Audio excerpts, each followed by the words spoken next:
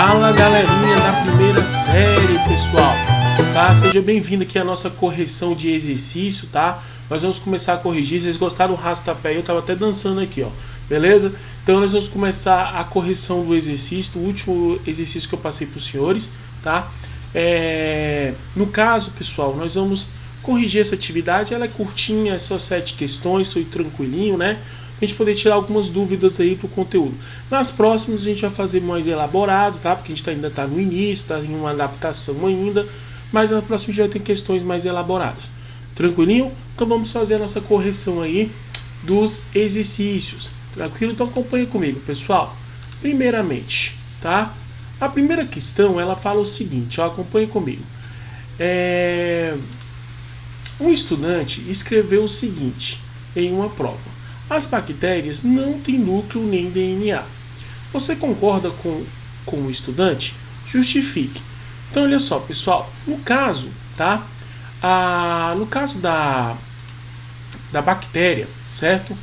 A bactéria, pessoal, na verdade, os organismos procariontes, tais como, por exemplo, como a bactéria e as cianobactérias, são seres que não possuem núcleo, tá? Definido. Eles apresentam material genético, no caso, disperso, no citoplasma, tá? Então, sem nenhum envoltório nuclear. Então, nesse caso, é mais disperso, tá? Sem esse envoltório protetor. Tranquilinho? Então, só para a gente poder acompanhar aí. Essa questão eu coloquei para os senhores só para a gente poder entender um pouquinho sobre a célula, tá? O mecanismo dela é uma questão, tá, que não foi tanto caído nas nossas atividades. Mas vamos frisar a próxima aí. Vamos lá para a próxima questão. Certo? Próxima questão, vamos lá. Questão 2 fala o seguinte: cite 4 exemplos de sais minerais importantes para os seres humanos e escreva qual é o papel que cada um deles desempenha em nosso corpo e quais alimentos eles são encontrados em maior quantidade, tá? Pessoal, essa questão de quantidade de sais minerais em certos alimentos varia muito, tá? Nós podemos ter alimentos, tá, que são industrializados, que podem ter uma porcentagem maior, outras não. Então essa parte aí tem uma variação. Só que vamos citar então aqui, ó, como eu tô sempre frisando para os senhores, tanto na videoaula como também na presencial, falando sobre aqueles sais minerais que acarretam em doenças. Então a gente vai dar um destaque novamente a eles, tá? Porque é o que mais cai na prova, galerinha. O que mais cai na prova aí é essa questão mesmo desses sais minerais que podem acarretar em doenças. Eles citam a doença e falam sobre o sal mineral. Tranquilo? Vamos ver aqui alguns aqui para a gente poder dar o destaque. Por exemplo, a questão do cálcio, tá? O cálcio, pessoal, certo? Ele é importante o quê? Ele é importante principalmente para a manutenção da estrutura dos ossos, certo?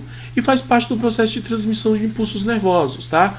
Também você encontra isso na questão do cálcio. O cálcio eu posso encontrar onde? No leite, nos seus derivados e assim por diante. Então eu posso encontrar um cálcio disponível, tá? No leite e nos seus derivados. Pode ter maior porcentagem no leite e derivados? Sim, mas vai depender muito de como o alimento foi processado, correto? O próximo sal mineral que nós vamos falar é a questão do sódio. Vamos colocar aqui o sódio, tá? O sódio, ele atua na regulação do equilíbrio, tá? Que envolve o equilíbrio hídrico do corpo, ou seja, aquele equilíbrio que envolve água, tá? Equilíbrio da água do corpo. E o sódio, ele gera aquela doença que eu falei para vocês, que o excesso dele acarreta o quê? Acarreta na hipertensão, né? O risco de ter hipertensão. E onde eu posso encontrar o sódio? Tá no sal de cozinha. Então, nesse alimento você vai encontrar maior concentração, com certeza, tá? No sal de cozinha. Também temos alimentos que possuem essa quantidade de sódio. Então, por isso que eu estou falando que alimento pode variar muito nessa quantidade. Mais um sal mineral que nós temos aí, ó. Por exemplo, vamos falar lá do iodo, tá? O iodo que, no caso, pessoal, é o componente que ajuda principalmente no metabolismo, né? Metabolismo não, perdão. Professor, tô ficando doido. Ajuda lá, por exemplo, na glândula da tireoide, tá? Na questão da regulação da glândula da tireoide, certo? E que envolve a questão dos hormônios. Onde eu posso encontrar o iodo, tá? Como você tem, por exemplo, que o iodo é encontrado no cloreto de sódio, ou seja, o sal de cozinha, você também pode encontrar uma porcentagem do iodo, pessoal, nos peixes, os frutos do mar, por ter essa concentração também, tá? Então você pode encontrar essa porcentagem, correto? Vamos ver mais um aqui no caso além do iodo, tá? Então nós falamos do iodo, né? Nós falamos do sódio, nós falamos do cálcio, certo? Vamos falar do ferro então. Ferro você encontrar no fígado, tá? Lembrando que o fígado que eu falei para os senhores, que a maior parte dos alimentos dos componentes você pode encontrar no fígado, né? Vitaminas em geral, que ele filtra, né? Tudo que o animal consome. Nesse caso, o ferro, certo? Pode ser encontrado. E o ferro, pessoal, ele ajuda principalmente aí, ó. O ferro, assim como outros componentes, ele ajuda principalmente na questão da coagulação básica do sangue. Não sei se vocês lembram lá que a gente citou, certo? Que envolve a questão da hemoglobina, né? Então você tem todo aquele equilíbrio, hemoglobina, a questão da taxa de oxigênio, então tem essa variação, tá? Que envolve o ferro. A baixa concentração de ferro causa anemia ferropênia, que nós já tínhamos falado. Beleza? Então, pessoal, isso é muito dinâmico, essa questão da quantidade em cada alimento. Vai depender muito da maneira que o alimento foi processado, tá? Que tipo de alimento estamos falando, então vai depender muito, correto? Vamos para outra questão aqui, vamos lá? Questão 3. Essa questão 3 é interessante, porque fala o seguinte, ó. Explique o processo da síntese de proteína em cada etapa. Os senhores na primeira série só viram a primeira parte da síntese de proteína, quer dizer, alguns, né? Tinha uns lá viajando, né? Mas o que acontece? Essa primeira etapa da síntese de proteína, nós falamos que é a transcrição.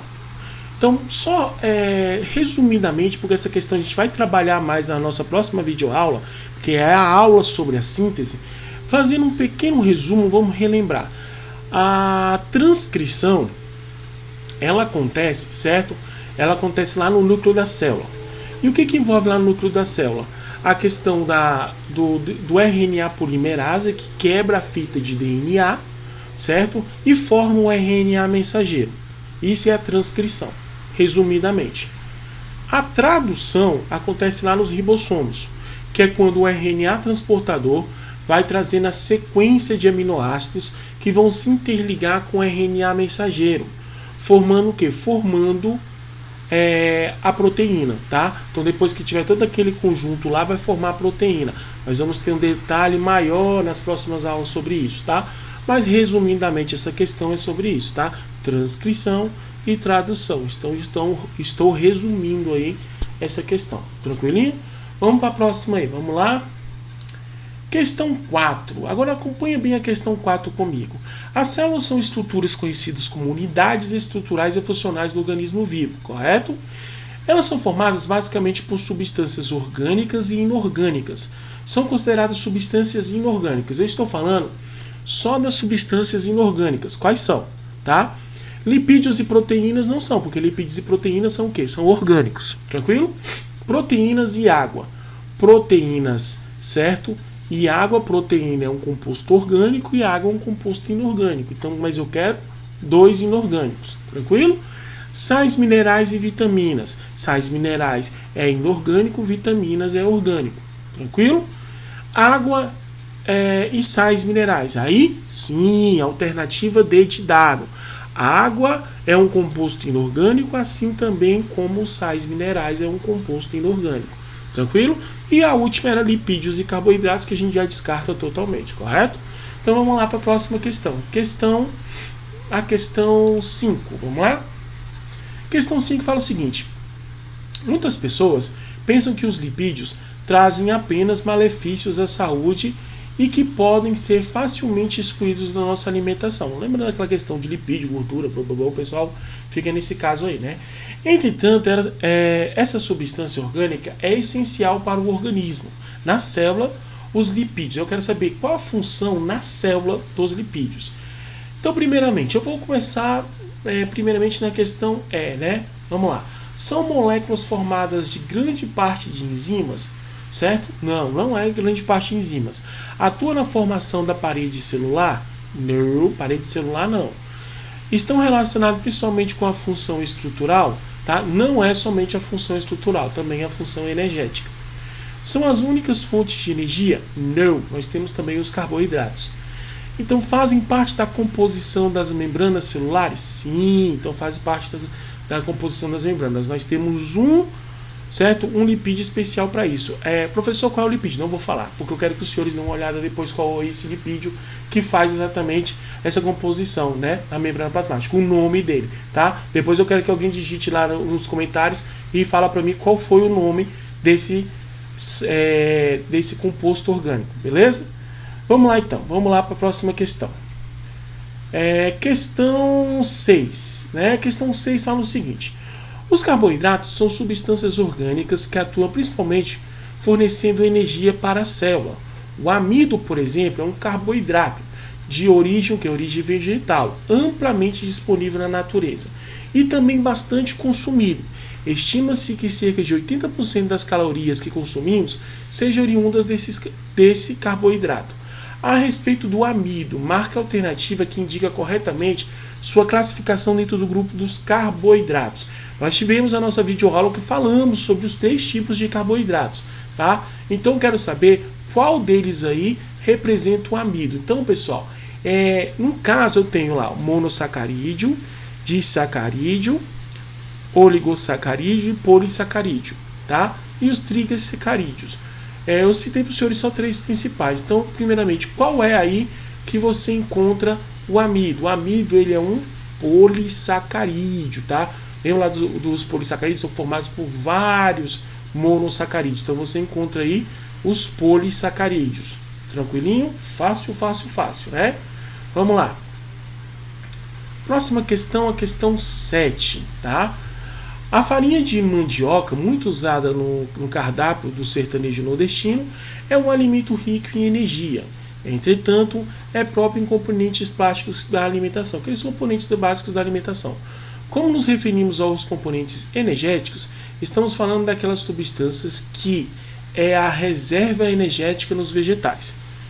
Quando os componentes plásticos, lembrando-nos das substâncias químicas que participam da construção do corpo, tais componentes energéticos e plásticos são resfriamento. Eu quero saber qual que você encontra os dois aí nesse caso, tá? Então nós temos lá, por exemplo, o glicogênio, tá? O glicogênio e a proteína, as vitaminas e o amido e a proteína. Então o que eu quero saber é o seguinte, que você encontra tanto na construção lá do corpo como a questão dessa função também. Então a resposta correta é o quê? É o amido e a proteína. Então o amido e a proteína que encontramos lá basicamente, certo? Vitaminas e glicogênio não vou nem citar. Então o amido e a proteína. Tranquilinho? Galerinha, essa foi a correçãozinha, tá? Rápida, tá? Porque a gente já tinha colocado para vocês atividades simples, tá? Enquanto a gente poder pegar a manha aqui de como é que vai funcionar. Beleza? Então, até a próxima aula, tá? E acompanhe o nosso rastapé encerrado aí, tá bom? Fica com Deus e tchau, tchau.